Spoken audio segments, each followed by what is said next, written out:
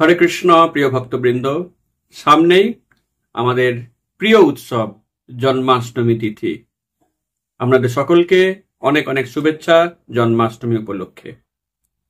আমরা জানি ভগবান শ্রীকৃষ্ণের আবির্ভাবের পূর্বে তার মা দেবকীর গর্ভে 6 সন্তানের জন্ম হয়েছিল, যারা কংস দ্বারা আবার নিহত হয়েছিল। ভগবান শ্রীকৃষ্ণ কেন তার এই 6 ভাইকে রক্ষা করলেন না, বা সেই 6 পুত্র তাদের পরিচয় কি, তারা কেন দেবকীর গর্ভে এলো আর তারপরেই মারা গেল? এই প্রশ্নের উত্তর খুঁজতে গেলে আমাদেরকে একটু পিছিয়ে যেতে হবে। এনারা ছিলেন আসলে মরীচির পুত্র, এবং এনারা ব্রহ্মার প্রতি উপহাস করেছিলেন।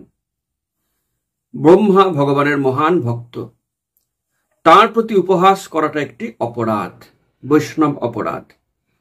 সেই কারণে তারা ভ্রষ্ট হয়েছিলেন এবং অভিশপ্ত হয়েছিলেন যে তাদেরকে অসুর কুলে জন্ম নিতে হবে।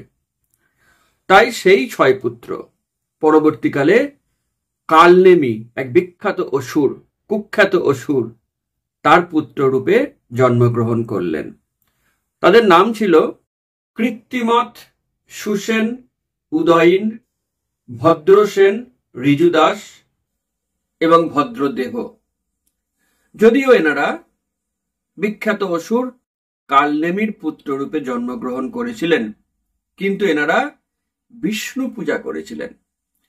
অসুর বংশে জন্মগ্রহণ করে বিষ্ণুর পূজা, এত বড় সাহস!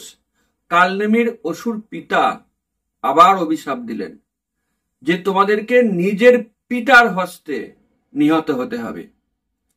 সেই জন্মে সেটা হয়নি। পরের জন্মে কালনেমি হলেন কংস, আর এই 6 পুত্র এলেন দেবকীর গর্ভে, এবং কংস তার আগের জীবনের পুত্রদেরকে পরের জীবনে নিজের হাতে আছাড় মেরে হত্যা করলেন। এবং এই 6 পুত্রকে 6 রিপু বলেও ধরা হয়: কাম, ক্রোধ, লোভ, মোহ, মদ এবং মাৎসর্য। এই 6 পুত্রের মৃত্যুর পর কৃষ্ণের আবির্ভাব।